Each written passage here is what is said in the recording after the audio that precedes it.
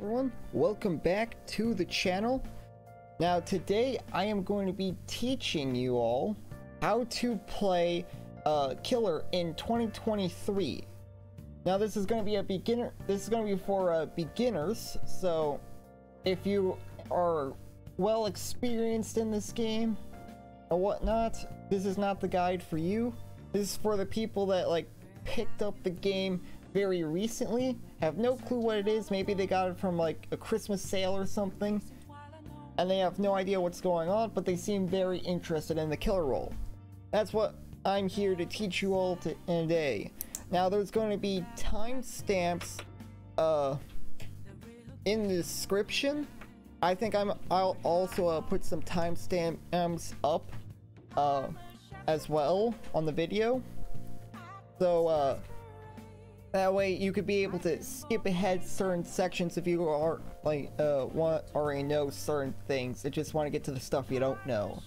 We're going to be going over perks. We're going to be going over like perks that you would want to use as a beginner, because you're not going to have everything. I mean, unless you bought all the DLC, you are most likely not going to have every single killer.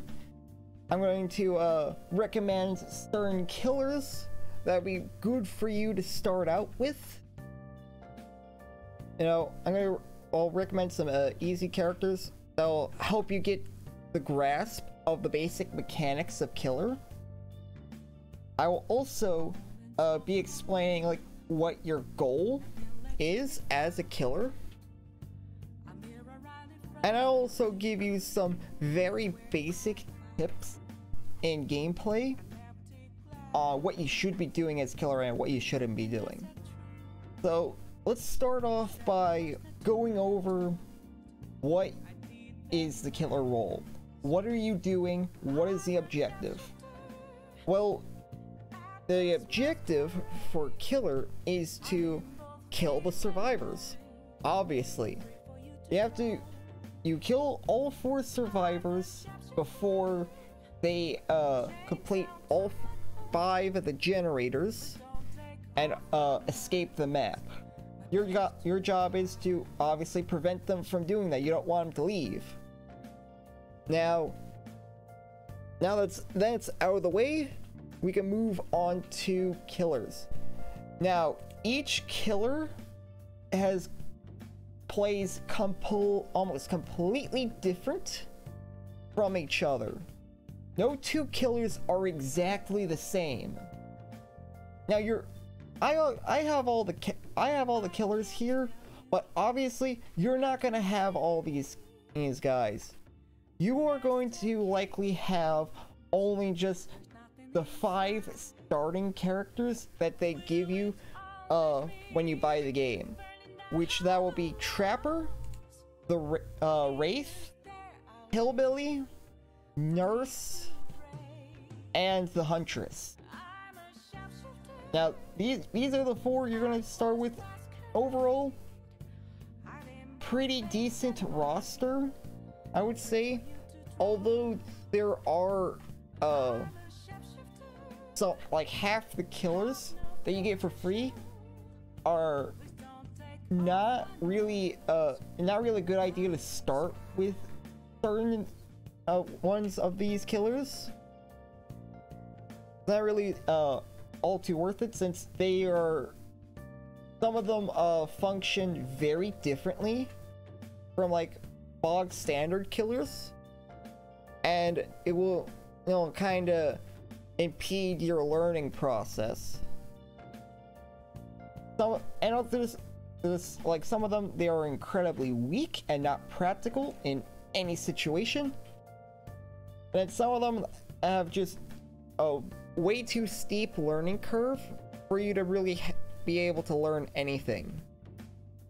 Now I'm gonna recommend 2 killers that I think would be very good for you to start out with. Obviously you play who you want, but if you're really looking for the beginner friendly experience, I do recommend these 2 killers. Now for people who don't have any of the DLC and don't plan on getting any of the DLC, I would recommend Wraith to start out with. He is very simple, very easy to play. You have your cloaking, you'll go invisible, you move faster while cloaked, you uncloak, and hit and attack. Very simple, very easy to understand, and also pretty decent. A pretty decent all-rounder at all levels of skill level. I would recommend Wraith as one of the two. Like, if you don't have any of the DLCs or don't plan on getting any anytime soon, Wraith is a good starter pick. And then once you like get better at the game, you could like branch out to other killers such as like Huntress or Nurse. I do not recommend you start out playing Nurse. Playing Nurse is like playing a completely different game compared to everyone else. And once you get used to Nurse, you're going to be terrible at everyone else because all you know is Nurse. Yeah, I recommend Wraith to start out with for the free-to-play players, those who like don't have any money to spend. And then the second, if you're willing to shell out like $5, the second killer I recommend is Bubba.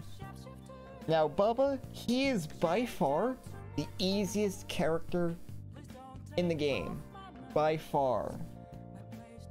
He is very easy to pick up and play. An average skill ceiling, I would say. Very average, but once you get good at him, you'll be an absolute monster. He is very decent. He is very good.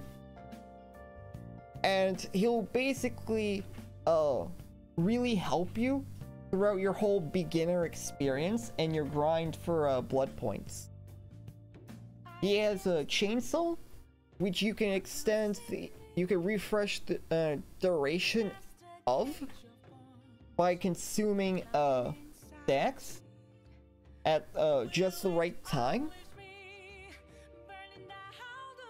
And most people at the beginner level, they don't know what to do.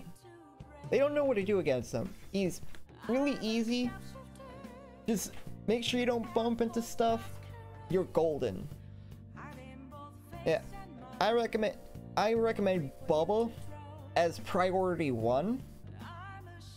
If you were looking for a killer to buy, I recommend you get Bubba first.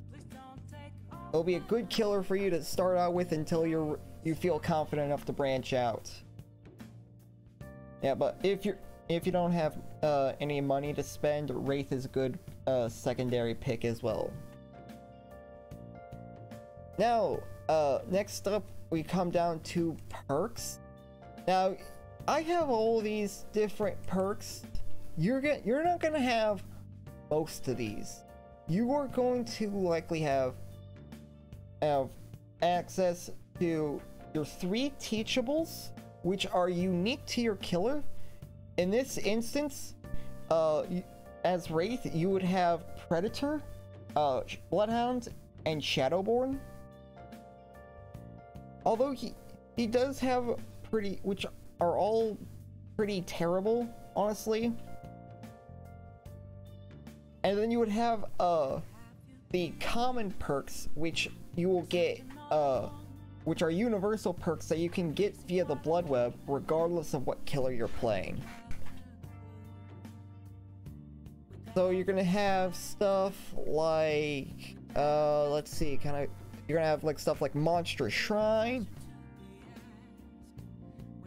You can have stuff like Sloppy Butcher. Let's see, what else?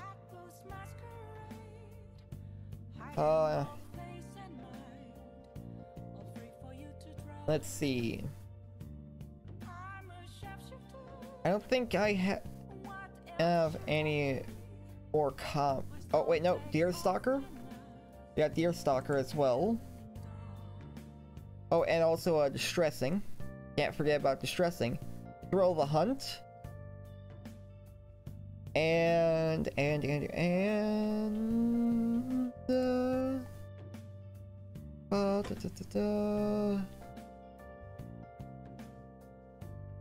oh, and then Noed. You also have a Noed as well, pretty decent.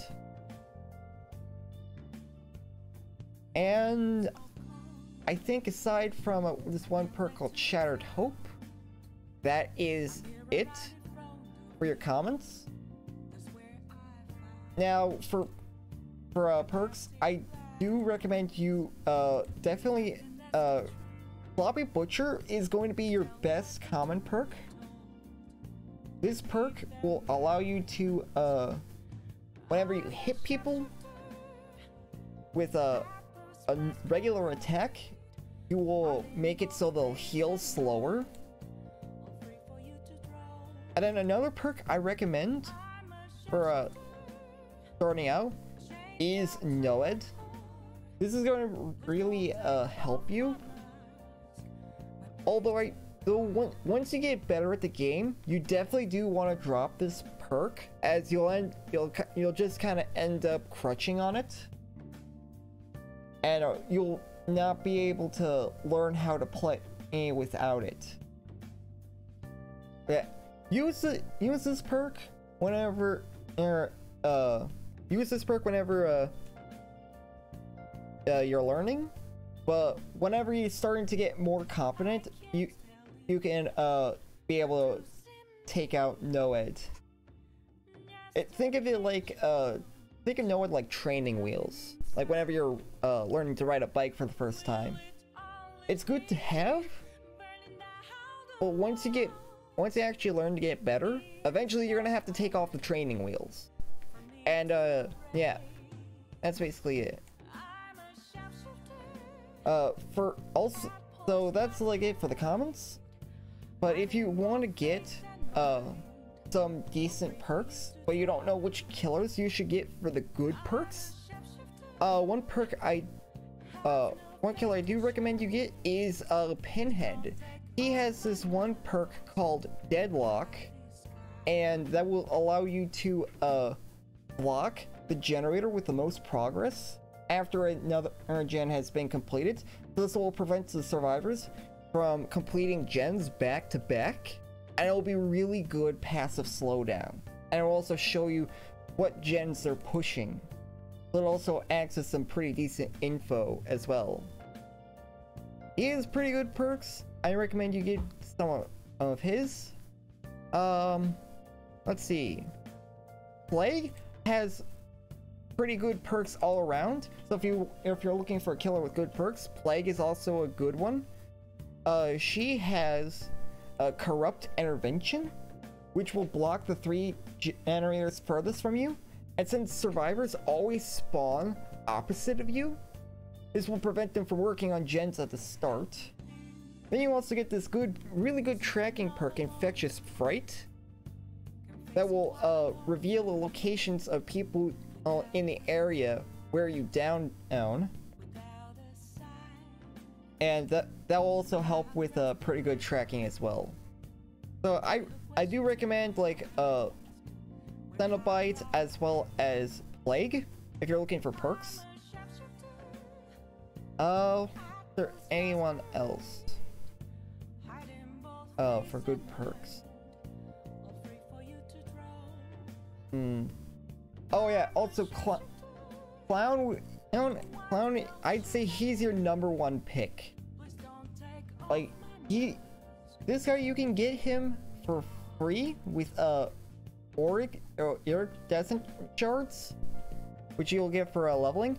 He has 2 really good perks and 1 alright perk. Pop Goes Weasel is really good for that gen slowdown. Bamboozle will help you deal with survivors that are running you for too long, and it'll help you cut chases down. And then Color Phobia helps with a bit of passive slowdown. I do think Clown is the best pick if you're going for perks. But if you're looking for a killer that is easiest to play, then Bubba will be your #1 pick. Alright, now moving on from perks and whatnot, I'm also going to show you how to efficiently farm blood points. Now, since we're playing Killer, this is going to be the easiest role to farm blood points for, to level up characters. Since Killer naturally gets more blood points than Survivor, it's gonna make it a lot easier. All you have to do, it's simple. Pick a killer that you have that can max out the deviousess category of your personal ranking system. So killers that can max out your category for using your power a lot, you will be very good. So killers like Doctor, Legion, Trickster, Singularity is a good one as well if you're feeling adventurous. Just pick a killer that can be able to use their power and use their power a lot. Legion and Doc are easily the best killers for the blood point farming. And then with playing these killers, you would want to take a blood point offering. Now the blood point offerings, they'll go as follows. You want tied to first the two offerings called Bloody Party Streamers, as well as Survivor Pudding. These two will make it so you'll get 100% more blood points in all your categories. Just the difference is with Bloody Party Streamers, it does it with everybody, including the survivors, whereas Survivor Pudding only does it for yourself. And then if you don't have those, you can be the next best thing would be these hollow shells, which will grant you 25% blood points in all categories. That'll be second best. And then if you don't have any of those, then get offerings that will grant you more blood points in the deviousness category, since you're going to be maxing that out very easily. Deviousness all the way. Alright, that's enough of blood point explanations. Now comes down to the final thing in this guide, and that is basic gameplay tips and strats you can employ in all your games. This will apply to everything, every killer, regardless of what perks or abilities you're using. Now, whenever it comes to finding survivors, it can be pretty tricky for a new player, especially when you don't have any tracking perks on, as survivors at the start really like to hide whenever they're beginning. So the first thing you do when you spawn in the game, you want to go look at the 3 generators furthest from you, and then you want to head in those 3 furthest gens. You want to go to the opposite side of the map, since from where you spawn, survivors, they're going to be spawning on the complete opposite side of the map. They're going to spawn as far away from you as they possibly can. So you run over to the opposite side of the map, and then guaranteed within about 30 seconds, you'll at least find a survivor. That will allow you to chase them, chase them, down them, pick them up, hook them, move on to the next guy. That's gonna be your strat for tracking regularly at the start. Well, what if it's at the mid game and you don't have any tracking perks? You have three other ways. Listen out for survivor sounds. Survivors, they can be pretty noisy, especially whenever they're injured. That is when they're most noisy. So if you listen out for them writhing in pain and whatnot, you'll be able to find a survivor pretty easily that way. Second way is through blood trails. Whenever survivors are injured, they'll leave pools of blood behind that you can follow, and eventually you'll find them that way. However, none of those can compete with your primary method of tracking survivors, and that is scratch marks. Scratch marks, whenever a survivor runs around, they'll leave this red line trail wherever they go, and if you follow that trail, you'll eventually find the survivor. Now, most survivors at the start will hide, but as you get to higher levels, eventually they'll stop trying to hide and start to play more aggressively. So you gotta be aware of that. They will start playing aggressively, they will stop hiding, they will be rushing out those gens if you're not careful. Which is why I recommend eventually get a killer with a decent gen slowdown perk. With gen slowdown perks, they are almost a must, they're pretty much a must-have for mid to high level play. You need to get your hands on one. It doesn't matter what, whether it be Deadlock, Surge Hook, Pain Resonance, or fucking Surge, whatever. Get a slowdown as soon as possible. It's crucial that you at least have some kind of slowdown, because if you don't, you're gonna get absolutely destroyed at mid to high level play. Now, we know how to track survivors. Now, how do we chase them? The goal with the chase is we want to down the survivor as quickly as we possibly can. The less time survivors have for chase, the less time the other three survivors have for working on gens.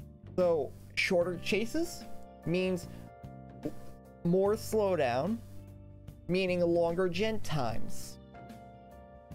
Now, obviously, there's going to be some killers in this game that are going to be able to do that better than others. And there's going to be some that have an easier time with this, naturally, than others, obviously. Which is why we're going to be playing Cannibal and Bubba. Which is why you're gonna be playing Wraith and Cannibal. They are both really good at getting downs super quickly. Bubba with his chainsaw, he can be able to one-shot people.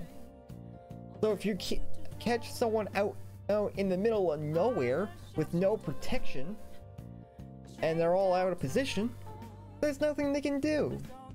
They'll go down in one shot, making it a pretty quick chase.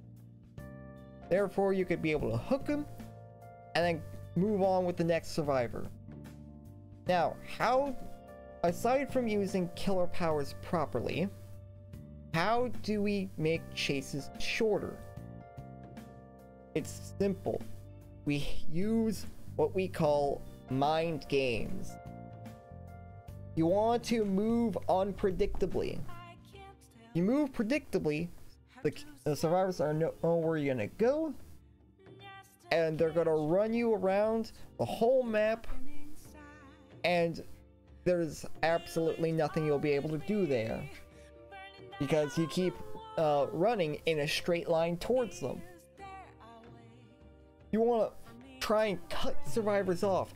Go, if you think you know where the survivor's gonna go around the other side. Try and cut them off, or they're trying to make it to a pallet, but they're running at a diagonal from the pallet.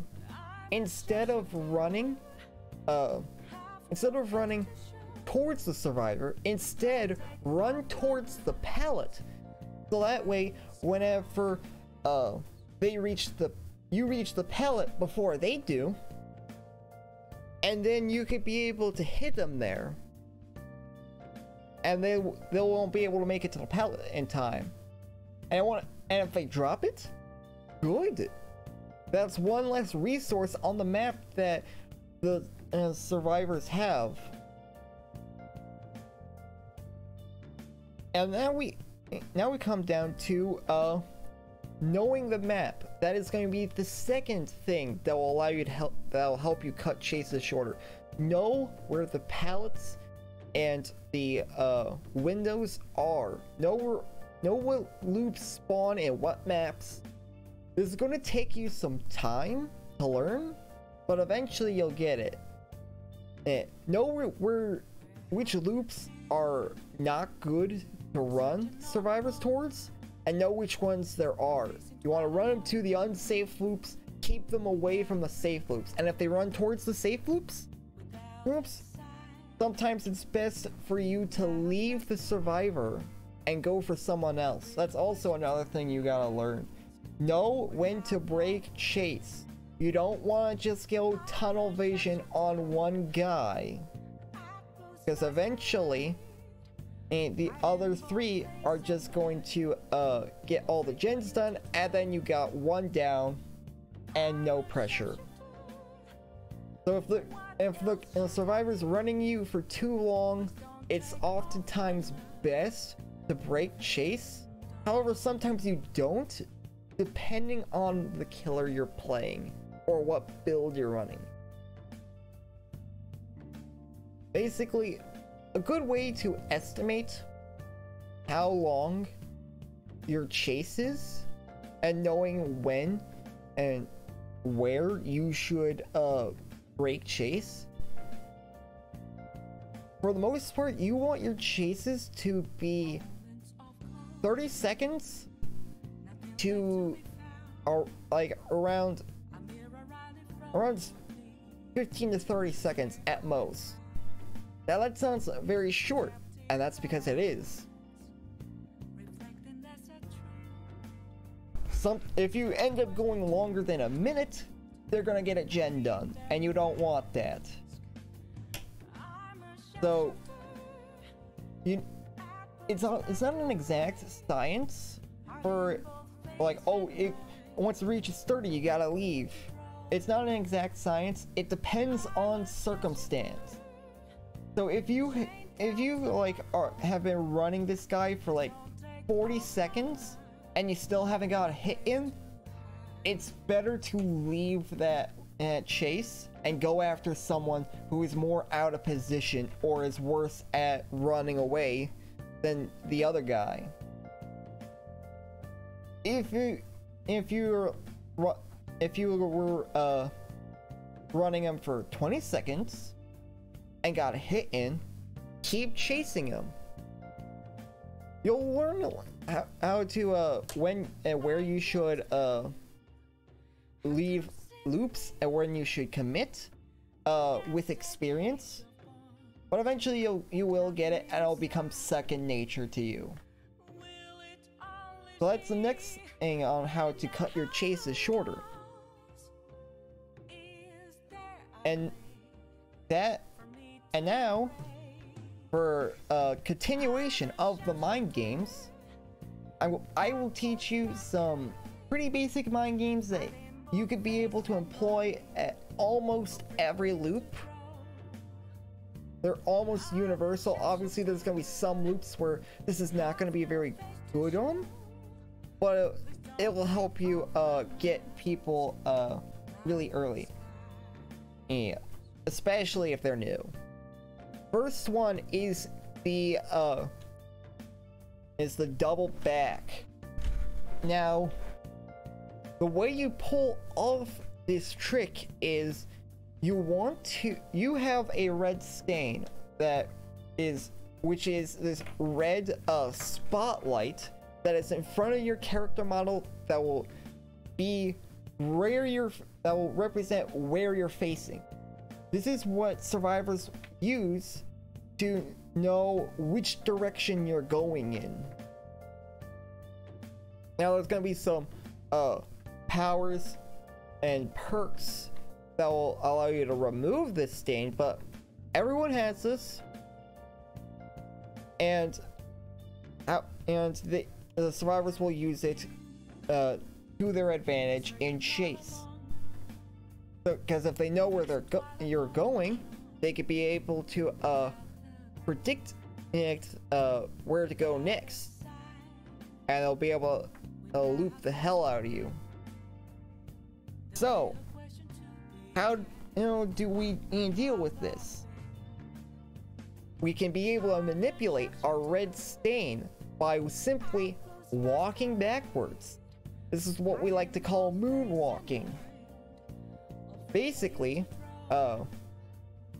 you just go whenever the survivor goes around a corner of like a loop. Let's say there's like a pallet around the corner. What you want to do is you want to go forward and then turn a little bit as if you were going to go forward, but then just walk backwards to the other side. Most new survivors, they're not gonna know what's up, and they'll be incredibly surprised when they see you come around the other corner on the opposite side, and it should give them a pretty good heart attack. Obviously, this is a pretty common tactic that killers use.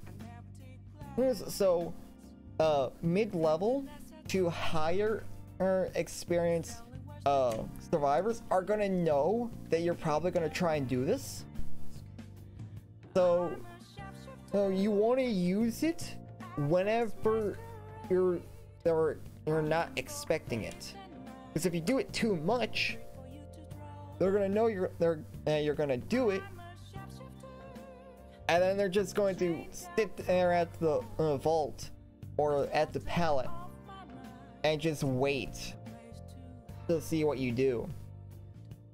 Another spot where you do not want to use the moonwalk is at very short walls where the survivor has full vision of you. There's gonna be like these small little piles with like a pallet. You do not want to mine and do the moonwalk with these because, well, they can see you. So obviously, they're going to know what you're doing, and they're just simply not going to do anything. And you're just going to end up mind gaming yourself. So yeah, you do not want to do this with others. Another trick you can do is you can chain together 2 of these. So if you think that they're going to if they know that you're going to moonwalk, what you can do is do the same thing, act like you're gonna moonwalk, but then turn around and moonwalk back to the direction you were going. And if they were expecting you to moonwalk, they're not gonna expect you to moonwalk, to fully commit and moonwalk in the other direction. So you can moonwalk to the other side, or you could fake a moonwalk to go back to the side you were and make them hesitate, and that'll allow you to get a hit. Another trick you can do as killer is sometimes it's best if you vault. Vaulting can sometimes give an advantage. What you want to do with it though is you only really want to do it whenever the survivor is like backed into a corner and it has nowhere else to go. So if you're at the edge of the map or whatever, this trick would be good. Or if like they're hanging around the one side of the vault, what you can do is act like you're gonna go one side, and preferably on the they run to the side where there is nothing. So you like look like you're going to go to the around, but then you vault the window. More times than not, they'll run right across you, you know, and sometimes that will allow you to get a hit. Obviously, this is not going to work all the time, but sometimes it works. It just works. Now, moving on to other things you can do is when you should and shouldn't break a pallet. You need to learn how to identify safe pallets from unsafe pallets. Now, the way to identify these, it's really simple. Say you have one long wall, one short wall, and then a pallet in between those two. Now that is going to be a very safe pallet, depending on the side that the survivor runs from. If they're running the shorter end of the pallet, then that's going to be very unsafe. If they're running the long end, then that's going to be pretty safe. So basically, with how you can tell the difference is an unsafe pallet will be a pallet where you have easy access to both sides of the pallet. If you can go around one side and go around the other side in like a second, then that's an unsafe pallet. If it takes longer to if it takes a really long time to get from one side of the pallet to the other, then that is considered a safe pallet. Or as some people like to call them, God pallets. However, I don't consider these God pallets. There's some that are actually God pallets, and those are pallets where there is no easy access to there's no easy access to either side, and survivor will have plenty of time to react should you go from one side to the other. These are going to be pallets such as the Killer Shack, where you're going to have a window, a door opposite from the window, and then a doorway with a pallet right next to the window. That is considered a safe pallet, or otherwise known as a God pallet, because as you don't have access to the pallet from both sides. You only have access to one side or the other, and that will make it safe. And that is why Killer Shack is notoriously considered a trap for newer survivors, because they don't know what's safe and what's not safe, and they'll run towards them only to get absolutely destroyed, and everyone gets out because they are trying to loop Killer Shack. Yeah, you need to learn to identify safe loops from unsafe loops, and generally the pallets and windows are going to dictate whether it's going to be safe or unsafe. Now, for what pallets you should break, you shouldn't break. Obviously, you always want to break the safe pallets. Always break safe pallets, because if you leave them down, they're just going to keep looping around it, and basically nothing has changed. You break it, the area becomes less safe. Now, however, you do not want to break the unsafe pallets, as that's actually more of a trap for survivors. Because you have access to both sides, it doesn't. If they try and loop it, you're not going to go anywhere and you'll get an easy hit. So you always loop unsafe pallets, but be wary of the safe pallets depending on your killer. Some killers can be able to deal with safe pallets better than others, so that's gonna be, so whether you run 2 safe pallets depends on your killer. And that is about everything. I think I covered about just about everything for a basic new player be able to understand. So I hope you found this video informative.